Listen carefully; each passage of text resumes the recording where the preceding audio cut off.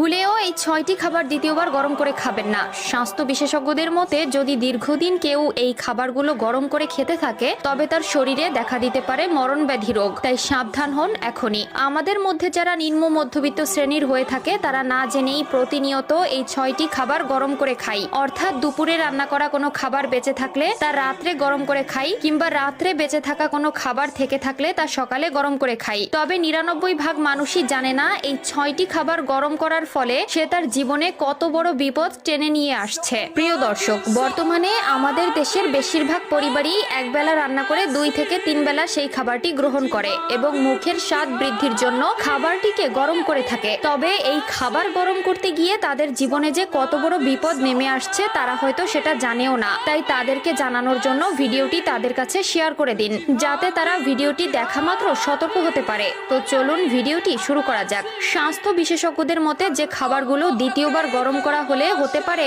স্বাস্থ্য ঝুঁকি, তার মধ্যে প্রথমটি হচ্ছে আলু। হ্যাঁ প্রিয় দর্শক, আলু আমাদের নিত্যদিনের তরকারির স্বাদ এবং তরকারিতে ব্যবহার করে থাকি এই আলু। যদি আলু গরম করার পর এগুলোকে ভালোভাবে সংরক্ষণ করা না হয়, অর্থাৎ বেশি সময় ধরে গরম করলে এতে সোলানাইন নামে এক বিশেষ ধরনের বিষাক্ত উপাদান তৈরি হতে পারে। এটি গ্যাস বা তীব্র মাথা ব্যথা সৃষ্টি করতে পারে এবং শ্বাসকষ্টের কারণ হতে পারে। বিশেষ করে আলু যদি সবুজ হয়ে থাকে সেগুলো গরম করার পর আরো বেশি বিপজ্জনক হয়ে ওঠে। দ্বিতীয় নম্বরে রয়েছে ডিম, যা একজন নিম্ন মধ্যবিত্তের প্রতিদিনের খাবার। ডিমে প্রচুর পরিমাণে প্রোটিন থাকে, ফলে ডিম যদি অতিরিক্ত সময় ধরে রান্না করা বা একের অধিকবার গরম করা হয় তবে এর ভেতরে থাকা রাসায়নিক কোলেস্টেরল পরিবর্তিত হয়ে বিপজ্জনক পদার্থ তৈরি হতে পারে, যা হৃদরোগের ঝুঁকি বাড়াতে পারে। এছাড়াও ডিম পুনরায় গরম করা হলে ব্যাকটেরিয়া বৃদ্ধি পায়। তৃতীয় নম্বরে রয়েছে ভাত। পাকা চাল বা ভাত একের অধিকবার গরম করলে এতে ব্যাকটেরিয়া বা বোস্ট্রিডিয়াম প্রোটিন বৃদ্ধি পেতে পারে,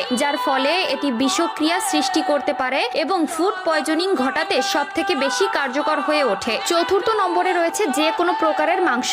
আমরা সকলেই মাংস খেতে পছন্দ করি, তবে মাংস গরম করার পর যদি এর গন্ধ ও রং বদলে যায় তার মানে মাংসে ব্যাকটেরিয়া বা ব্যাকটেরিয়ার টক্সিন বৃদ্ধি পেয়েছে। ফলে গরম করার পর যদি সঠিকভাবে মাংস সংরক্ষণ না করা হয় তবে এর মধ্যে বিষক্রিয়া ঘটতে পারে, যা গ্যাস্ট্রো ইনটেস্টিনাল রোগের সৃষ্টি করতে পারে। পঞ্চম নম্বরে রয়েছে পালং শাক। পালং শাক গরম করার পরে এতে নাইট্রেট নামক একটি উপাদান জমা হতে পারে। বিশেষ করে দীর্ঘ সময় ধরে গরম করলে এটি বিষাক্ত পদার্থে পরিণত হতে পারে, যা রক্তে অক্সিজেন পরিবহনে বাধা সৃষ্টি করবে। এবং ষষ্ঠ নম্বরে রয়েছে মাশরুম। মাশরুম তাজা অবস্থায় বেশ স্বাস্থ্যকর হলেও এটি রান্না করার পর আবার গরম করা হলে এতে তৈরি হতে পারে প্রোটিনের কাঠামোর পরিবর্তন, যার ফলে শরীরে হজমের সমস্যা হতে পারে।